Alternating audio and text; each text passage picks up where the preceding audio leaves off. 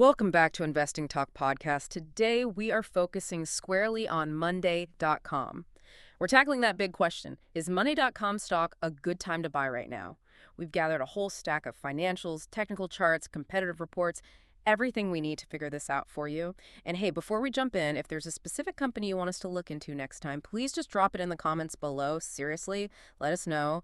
And don't forget to subscribe and maybe hit that like button. It really helps support the show. Absolutely. So our goal today is really to bring some clarity here. Monday.com, it's a high-growth SaaS provider, right? Software as a service.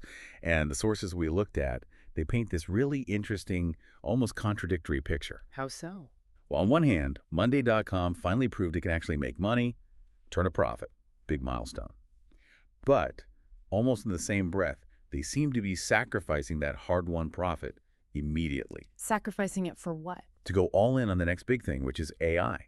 And that contradiction, that's the core tension we really need to unpack for you today. Okay, let's start with those financials then. The FY 2024 numbers. You mentioned a turnaround. A major turnaround, yeah. It wasn't just about revenue growth, though that was strong too. How strong? Total revenue jumped about 33% year over year, hit $877.7 million. Yeah. Solid. But the real headline grabber was flipping to a net income, $14.6 million. From a loss the year before. Exactly. Reversing that prior year loss. For a company like this, high growth tech getting out of the red ink, that's huge validation. It says the basic business model works. And the quality of that revenue sounds impressive too, that gross margin. 89%? Is that normal? No, 89% is exceptionally high. Yeah. Even for SaaS. Wow.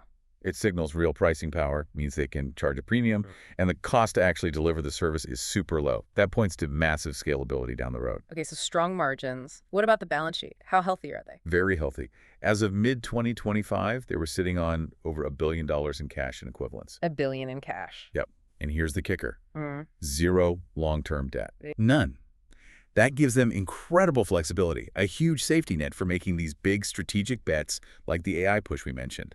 Plus, they've consistently generated positive free cash flow. Okay, solid foundation then. But you also mentioned caution flags. What's happening more recently? Yeah, this is where it gets nuanced. Looking at Q2 2025, the growth, while still definitely there, it showed signs of, let's say, moderation. Moderation how? Revenue growth slowing. Revenue growth came in at 27% year over year for Q2.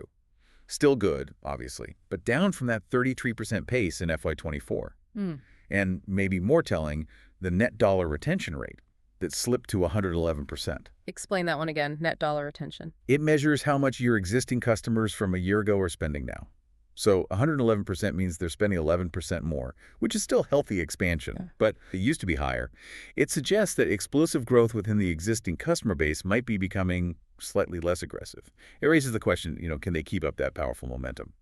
Management seems confident, though. Their targets are still pretty ambitious, right? Oh, yeah. They're guiding for 25% to 30% annual revenue growth through 2026.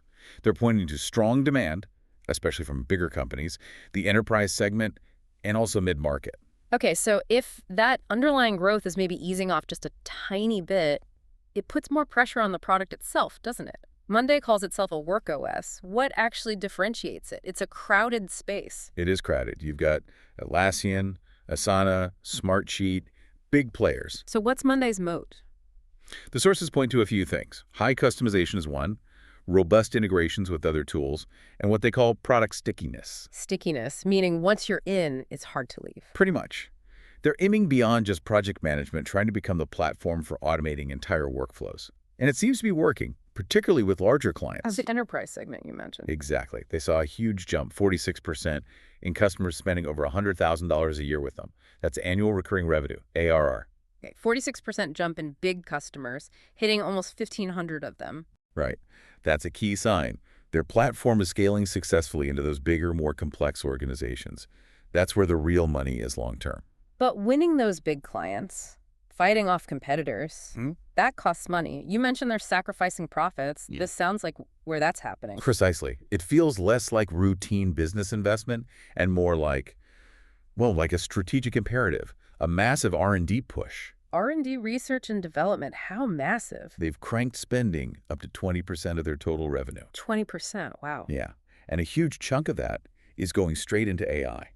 developing tools like Monday Magic, Monday Vibe, Monday Sidekick. So they're using those great gross margins to fund a big AI bet. You got it. That 89% margin gives them the firepower to spend heavily now, hoping to build a defensible AI moat for the future.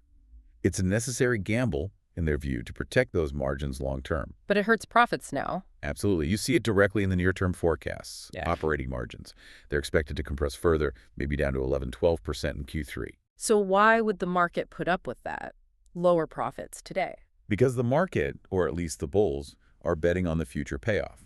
The idea is they sacrifice some profit now to lock in customers with next-gen AI features, which should hopefully lead to much larger, more defensible revenue streams later on. That's the gamble. That's the absolute core tension for investors right now.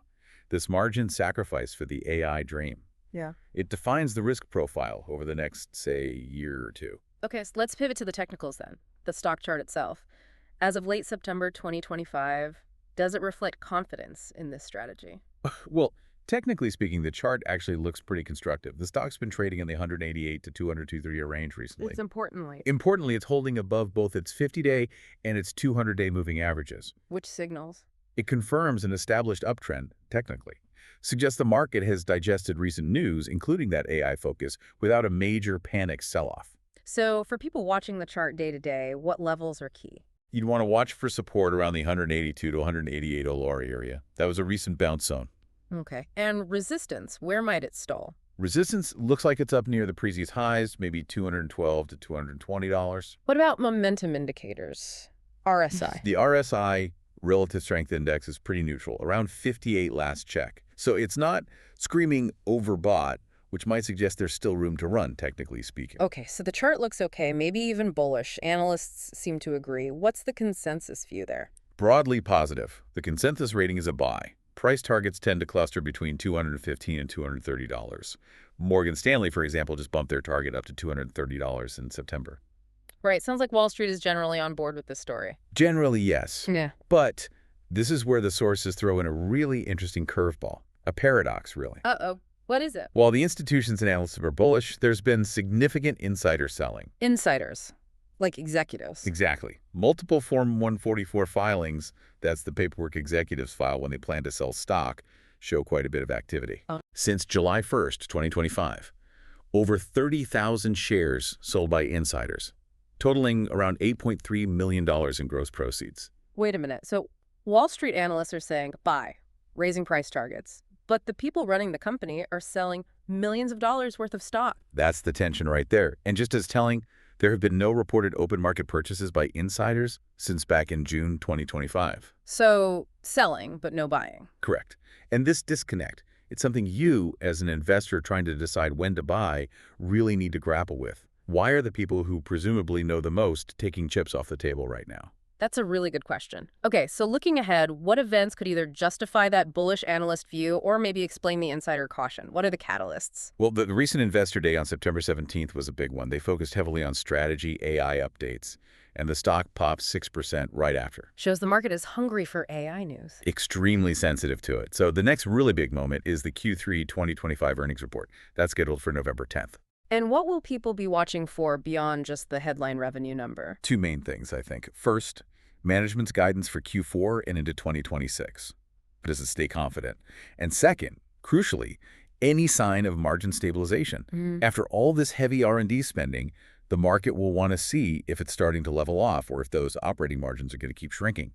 That report could really move the stock. Makes sense. And longer-term catalysts beyond the next quarter. The potential is still there. Geographic expansion, particularly in Asia-Pacific and Europe, Middle East, Africa, that offers a growth runway for years. And of course, the big one, the full rollout, and critically, the monetization of that AI productivity suite they're building. If they can successfully charge more for those AI features, especially from enterprise clients, that could unlock significant new revenue. Okay, so potential upside. Let's balance that with the risks again. You mentioned the AI spending gamble, the insider selling. What else? Well, connecting it all, the risks fall into a couple of buckets. Company-specific things first. Customer concentration is one the sources flagged. Their top 10 customers make up almost 13% of their annual recurring revenue. So if they lost one or two big ones? It would definitely be felt. Also, currency fluctuations, since they have significant revenue from outside the U.S. Standard international risk. What about market risks? The big one is valuation. Mhm. Monday.com, like a lot of high-growth stocks, trades at a premium multiple. It's priced for strong execution. Meaning if anything goes wrong. Exactly. If market sentiment turns sour on growth stocks in general, or if competition heats up even more, especially from giants like Microsoft integrating AI everywhere, those multiples could compress sharply, even if Monday executes reasonably well. That's a risk you have to accept. Okay, so we've covered financials, strategy, technicals, risks. Let's try to synthesize this. Yeah. If you had to put a number on it based on everything. Yeah, weighing all the sources, the Right. positives and negatives. I'd say the overall investment sentiment lands somewhere around a 7.5 out of 10. Okay, 7.5. Pretty good, but not a slam dunk. What pushes it up and what holds it back? Pushes it up. The outstanding revenue growth, historically, their leadership position in this WorkOS niche, zero debt, that big cash cushion, those are strong fundamentals. And the negatives holding it back. The high valuation is a major one, that recent moderation signal in growth metrics. And, that insider selling definitely creates some unease. It tempers the enthusiasm a bit. So boiling it down for the listener, for you, who is this stock potentially right for? It seems best suited for a long-term investor, someone focused on growth, someone comfortable with volatility, because this stock could definitely see big swings. Not for short-term traders, maybe. Probably not. You need to believe in their long-term strategy, particularly that AI investment paying off. And you need patience. That November earnings report, it's going to be really critical in seeing if they're staying on track to justify that premium price. So, wrapping it up for you listening, we've got this high-quality company, Monday.com. They hit that major milestone, profitability. But then, almost immediately, they decided to plow those profits back into this huge AI push, this arms race, really. It's a fascinating strategic choice. It really is. And it leaves us with a crucial question, doesn't it? Monday.com looks fundamentally healthy, no debt, lots of cash. But can they afford to keep up this super aggressive R&D spending, sacrificing margins now, long enough for those AI features to actually deliver a big tangible revenue boost?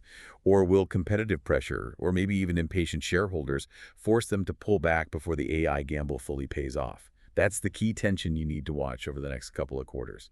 That's the heart of the investment case right now. Great point to end on. Thank you for walking us through all that complexity. We hope this gives you, our listener, a much clearer picture of the opportunities and, yes, the risks with Monday.com. Thanks for joining us on Investing Talk Podcast. We'll be back soon with more insights.